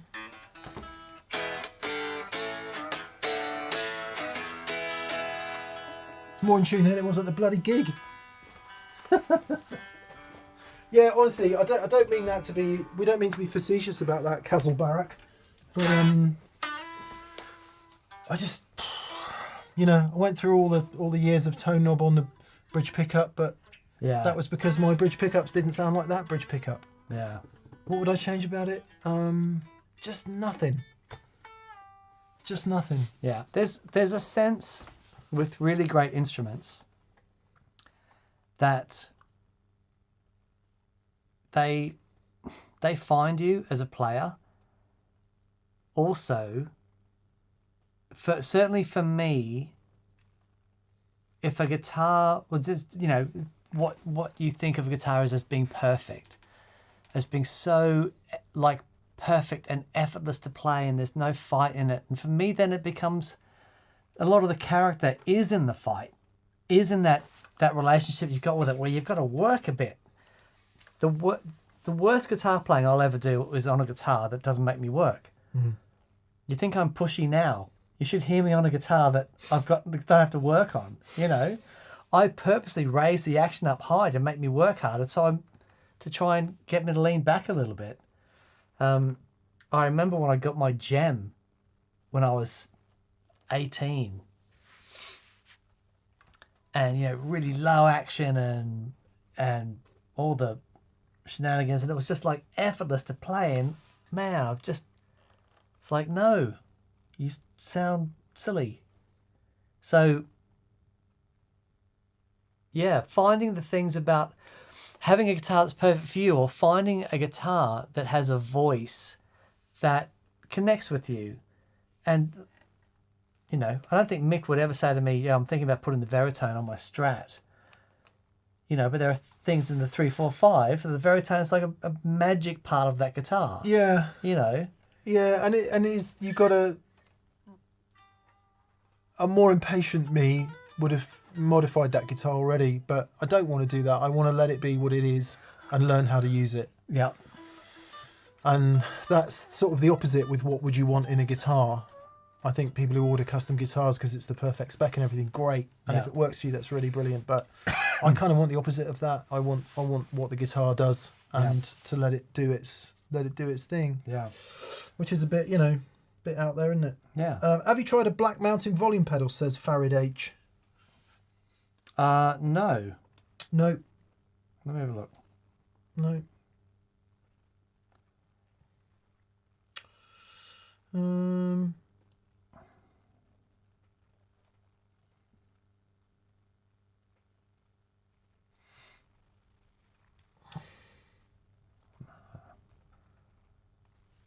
Oh, okay, it's the roller. Okay, it's this thing.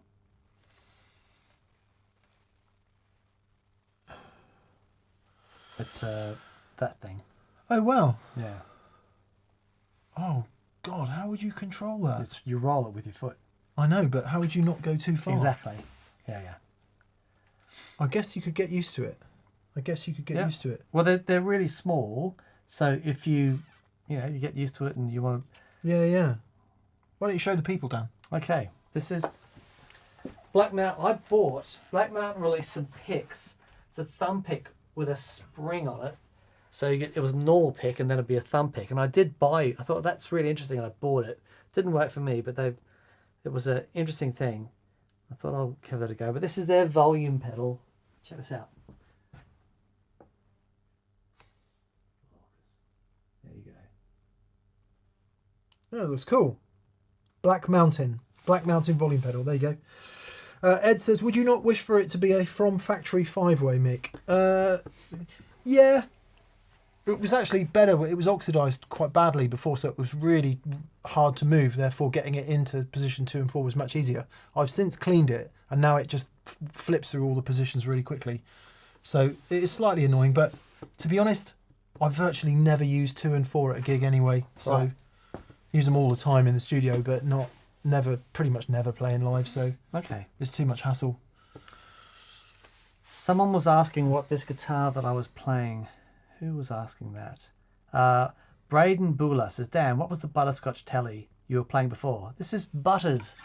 This is a Blackguard 52 custom shop. When Neil, was it Neil at Fender? Yeah, Neil Witcher, he's not there anymore. But he called and said he knew I was looking for a Blackguard maple neck telly. Neil was Fender's artist guy who was in a big way responsible for the Ed O'Brien Strat and the Johnny Marr Jaguar. Really good friend of mine. He joined Fender and I joined Guitarist pretty much in the same week. Wow. In the mid-late 1990s. Yeah. And he said, we've got this guitar down here that we think you dig. So dig it I did. And yeah, that was, oh man, years ago now. Yeah.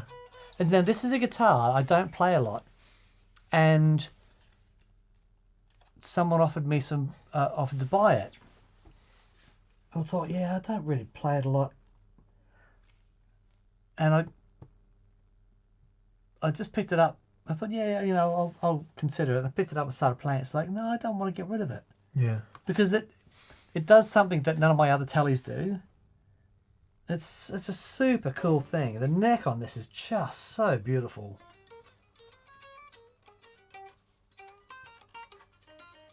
Yeah, I love it. It's great. Cool guitar. It's a very really cool guitar. I don't, I don't play it a lot. It wouldn't be the first guitar I pick up, but for certain things, it's like, oh yeah. Actually, there's a recording I did at this. We were doing some writing in the last days of the Spirits, and It was Braden Bueller asking about Braden the telly. Bueller, and I found this recording of me with this guitar doing this new song we were working on, and there was this solo over these weird changes, and I was playing on this guitar and listening back to it going, man, it just sounds so cool. There's a different energy in the mid-range on these type guitars where they sound really fat and full, but they don't poke you in the eye. It's way more compressed than Red. Yeah. No, it's great. Yeah. Wadey 1960 CS. Wadey 1960 CS says, "Hey Mick, would you consider doing one of the short form videos on the Dan Drive secret weapon you have in context of how you use it? Thanks." Yeah, I'll explain it to you briefly. So with a fuzz face, I always use a fuzz face because it does the big fuzzy Jimmy thing when it's full up, but it's also an absolutely magic clean sound when you just go down to about 6 or 7 or even 8 actually on the Strat. So it's full on proper Jimmy fuzz, and it's absolutely beautiful clean sound. Awesome. We've done that enough on the show. The Secret Machine doesn't do that. It doesn't clean up hardly at all. It's got and I know Dan does quite a few different things that are inspired by the Zonk Dan Drive. Right. It's got a hint of octave in it. Just if you wouldn't even know it was there if you weren't listening for it, and that's really cool. It works a little better with humbuckers than my fuzz face type ones. Doesn't quite have the extended bottom end, and it's got slightly more pronounced mids. So it's just another kind of fuzz that is not used in the cleanup kind of way. If you just want a really lovely fuzzy sound, but you don't need it to clean up, I love them for that. And it just gets really... It's so tweaky with fuzzes because there's so many awesome fuzzes out there, and they're all, to people who don't love fuzz, they all sound the same, fuzzy and horrible. But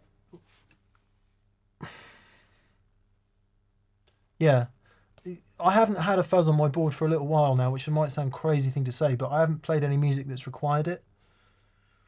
So it's all been about overdrive recently. So yeah, maybe we could do that. But it might just be easier to go back and watch one of the shows and listen to it in context. But yeah, fuzz face for cleanup, Jimmy. Secret Machine just when I want a great on and off fuzz.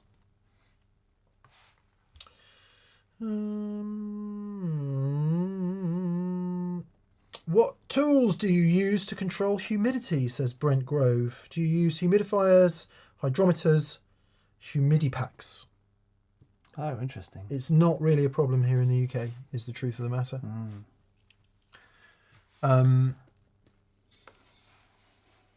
We have relatively stable humidity. Yeah. And when I say Just relatively... Wet all the time. Yeah, it's not like...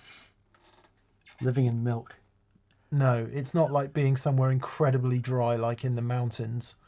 Yeah. Or incredibly wet, like in the rainforest. So it's not a huge deal here. I know there'll be people who disagree with that if you have very precious acoustic instruments. My Collings acoustic sits in my sitting room, out of its case. There is a fire that happens fairly frequently.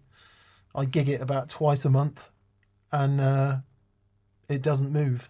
So, but I don't have a hermetically sealed house. I have a very inefficiently heated house, so there's plenty of airflow. Yeah, depends where you live. It's definitely not an issue for electric guitars. Yeah.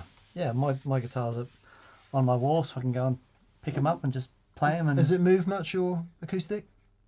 oh no, You haven't noticed it move? no, it's Yeah. solid as you like.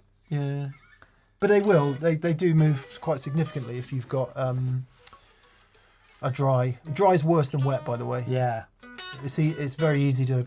yeah, acoustic instruments especially. Yeah. Yeah, so sorry we can't be much more helpful on that, but Mark Spurgeon says, how many guitars is too many? Asking for a friend. Too many when you can't remember what you've got. Oh, yeah. That's too many, I would say. Yeah, okay. So I'm trying to remember now. Yeah, It's like, oh no. Yeah. Cool. Okay.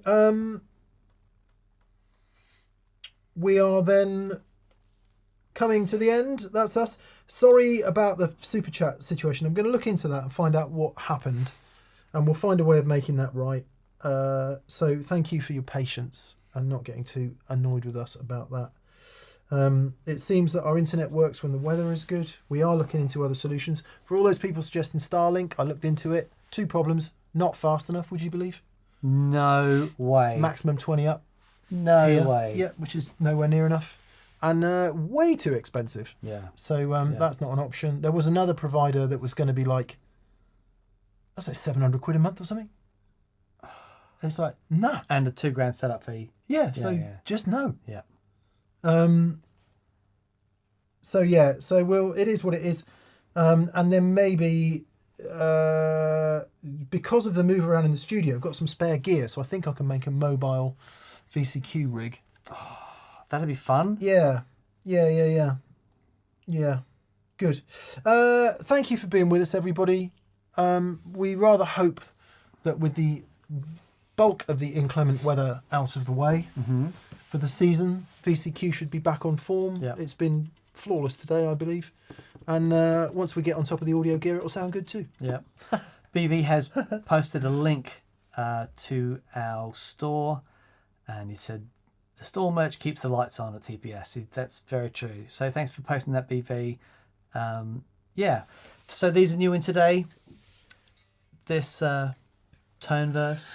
Sorry, I really like the colour, I actually. love the colour. It's so nice. We'll really lovely shirts. We will just finish with Pete Hawthorne. Pete, I see you've asked this question quite a number of times. So he says, if you had to play through anyone's rig, alive or dead, without changing a single setting, why would it be Andy Timmons? No, he says, really, who would it be?